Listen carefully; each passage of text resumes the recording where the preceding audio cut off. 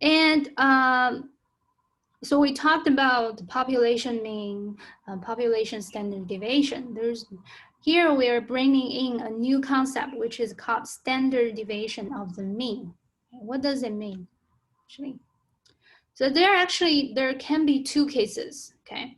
The first of it is, imagine that if we think about the example they used, the lifetime of bulbs, right?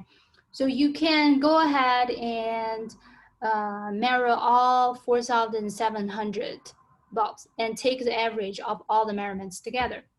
Or in another way, you can measure 2 bulbs first, take the average, and then if you think about the overall 4,000 samples, if you put every 4 into one group, at the end, you will have about 1,000 something groups, right? Instead of taking the average of each individual bulb, we actually take the average of every group. Okay? And the result of doing that is the mean will actually be the same, but the standard deviation will be less. Okay, that's a motivation behind that. We can think about it using a different example. Okay, so if the sample numbers are still the same, but we are actually measure every sample multiple times. And after the multiple times, you take the average from the multiple times, and then you compute the average again. By doing this, you will also get a less standard deviation at the end, okay? So if we repeat the process many times and compute a mean mu, you will get a standard deviation with it designated as sigma n, okay? In this case, the standard deviation of the mean of sets of n values can be calculated by sigma n is sigma divided by square root of n, okay? You probably find it hard to make connection to a real example at this moment, but the idea behind it is you can think about it from two ways. One way is if you do measurements, if you do many more measurements, the more measurements you do, the less standard deviation you will get. Okay, that's one idea. The other idea is instead of calculating the standard deviation and average from all the items, all the measurements together, you separate them into groups and then calculate the standard deviation of the mean of different groups. As a result, the standard deviation will be smaller. Why do we want to get a smaller standard deviation? That the idea behind it is actually still related to the ideal situation versus the reality. Okay, so in reality, we can only do limited amount of measurement. And how do we make sure that our measurement approach to the real population mean and real population standard deviation as much as possible? You have to do different things to improve your measurement. Okay, and this is one way of doing it. Let me see how much time. I can give you a very example from a bio measurement, not exactly bio measurement. We can still we can still think about the AFM data. Okay, an example I can think of is, so for example, if you're using AFM, this is your scanning area, and you have multiple samples within it. Like for example, bacteria or cells, okay?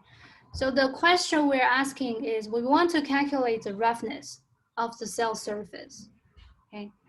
And the way those scanning probe microscopy works is that they're dividing the surface into individual pixels, okay? You cannot do infinite measurement of the surface, but as a result, you're doing like pixels, okay? The actual pixels are much smaller than this. I'm just doing it as an example. So the probe will get a value at the first pixel, the second pixel, and third pixel. They're doing it every pixel, okay? So as a result, you will get like a heat map or a distribution of height or size distribution, whatever the value it is. So you have a choice of when you're showing your data. So let's say if I'm looking at the cell surface, let's imagine this is my cell surface. So the original measurement, okay, we might have very small pixels over the surface. Okay. But basically, from every pixel, we can get a value. Okay.